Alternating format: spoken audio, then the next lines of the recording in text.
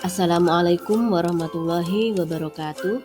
Perkenalkan, nama saya Susanti, calon guru penggerak Angkatan 7 Kabupaten Bojonegoro. Izinkan saya pada kesempatan kali ini memaparkan tugas 1.4.A.6 demonstrasi kontekstual modul 1.4 budaya positif.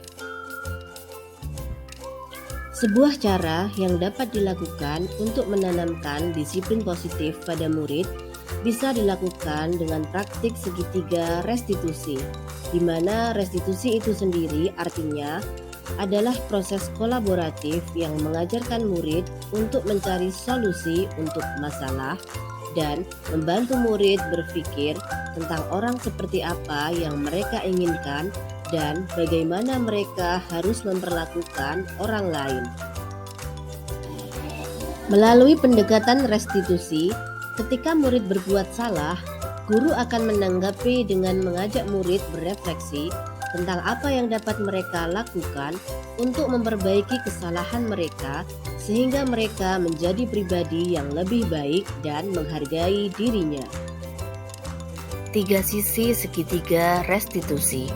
Di bagian paling dasar adalah menstabilkan identitas. Pernyataan yang sesuai antara lain, setiap orang pasti pernah melakukan kesalahan. Kamu bukan satu-satunya yang pernah melakukan ini. Sisi yang berikutnya adalah memvalidasi kebutuhan. Pertanyaan yang sesuai adalah, kamu tentu punya alasan mengapa melakukan hal itu, dan adakah cara yang lebih efektif untuk mendapatkan apa yang kamu butuhkan? Kemudian sisi berikutnya adalah menanyakan keyakinan. Pertanyaan-pertanyaan yang sesuai seperti, nilai-nilai apa yang telah kita sepakati? Kamu ingin menjadi orang yang seperti apa? Berikut ini adalah video praktik segitiga restitusi yang dapat dijadikan acuan dalam pemecahan masalah murid di sekolah. Bagas adalah murid kelas 4. Pada saat jam pelajaran berlangsung, dia sedang makan. Bu Susanti sebagai wali kelas 4 menghampiri Bagas dan menanyakan apa yang sedang terjadi. Pada pagi hari ini kita akan belajar tentang bagaimana caranya menciptakan keindahan di kelas. Mas Bagas, apa yang Mas Bagas lakukan? Coba Mas Bagas berdiri. Mas Bagas sadar tidak bahwa Mas Bagas sudah melakukan kesalahan? Saya sadar saya melakukan kesalahan. Saya minta maaf. Iya nak, semua orang pasti pernah melakukan kesalahan. Bukan hanya kamu saja yang pernah melakukan kesalahan. Mas Fadli juga kemarin pernah berbuat kesalahan. Dia pernah makan jajan pada saat jam pelajaran berlangsung. Mas Bagas, pasti Mas Bagas mempunyai alasan mengapa melakukan hal itu. Saya makan saat jam pelajaran karena perut saya lapar. Saya belum sarapan. Iya Mas Bagas, makan adalah kebutuhan dasar yang harus kita penuhi. Dengan makan, kita bisa bertenaga sehingga kita siap menerima pelajaran dan bisa fokus pada pelajaran.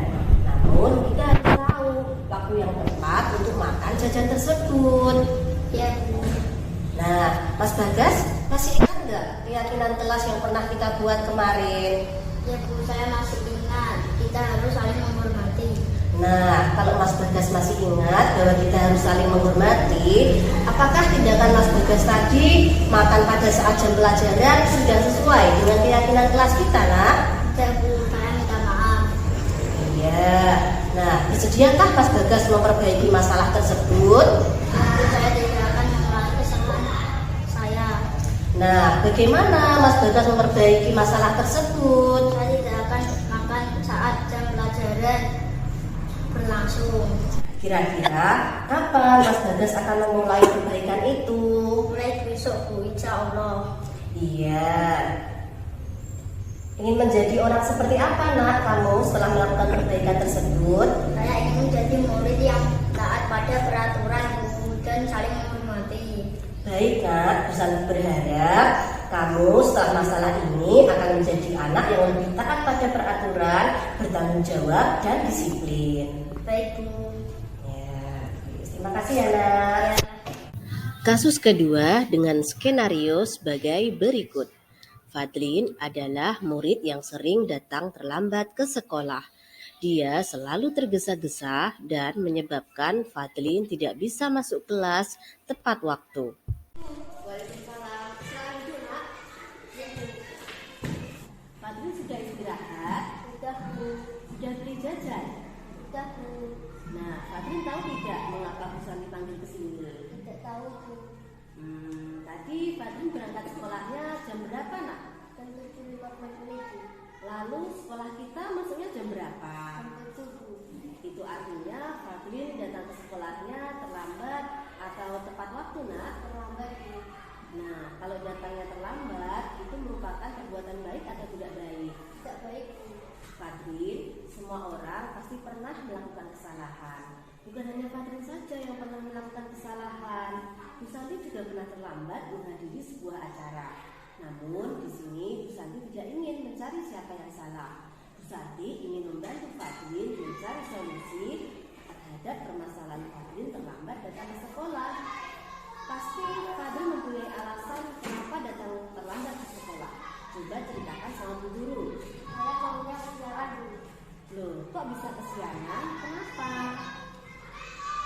Tidurnya kemalaman Bu. Memangnya tidurnya jam berapa nak? Jam 11 Bu. Itu belajar atau ngapain? Menonton sepak bola di televisi Bu. Oh, jadi seperti itu. Fadlin tidurnya kemalaman karena nonton sepak bola sehingga datang ke sekolah terlambat. Fadlin boleh melihat televisi, tapi harus disesuaikan waktunya. Mas Fadlin masih ingat tidak tentang keyakinan kelas yang pernah kita buat kemarin? Sudah sebutkan salah satunya nak? Disiplin dan masuk kelas tepat waktu Bu. Iya, apakah Mas Fadlin yakin dengan kesepakatan kelas itu? Yakin Bu. Apakah disiplin dan datang tepat waktu itu penting buat kamu nak? Penting Bu. Baik, berarti mulai hari ini Fadlin akan memulai melakukan perubahan itu untuk menjadi yang lebih baik, menjadi anak yang disiplin dan tepat waktu. Apakah Fadlin bisa? Insya Allah bisa Bu. Alhamdulillah, Fadlin bisa menjadi yang lebih baik lagi. Terima kasih Bu. Sama-sama nak, sekarang Fadlin bisa kembali beristirahat dan bermain bersama teman-teman yang lain. Baik Bu. Oke, tos dulu nak.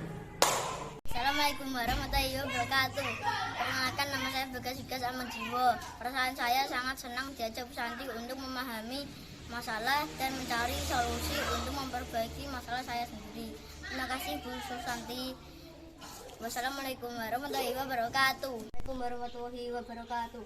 Perkenalkan, nama saya Fadlin. Perasaan saya sangat gembira melaksanakan praktik segitiga restitusi. Saya diajarkan untuk mencari solusi dari masalah diri saya sendiri. Terima kasih Bu Santi. Wassalamualaikum warahmatullahi wabarakatuh. Dari kedua kasus tersebut, dapat saya tarik kesimpulan bahwa penanganan kasus yang dilakukan guru dengan pendekatan segitiga restitusi diharapkan guru dapat memposisikan dirinya sebagai manajer dengan mengajukan pertanyaan-pertanyaan bermakna yang membuat murid lebih mandiri, percaya diri, dan bertanggung jawab.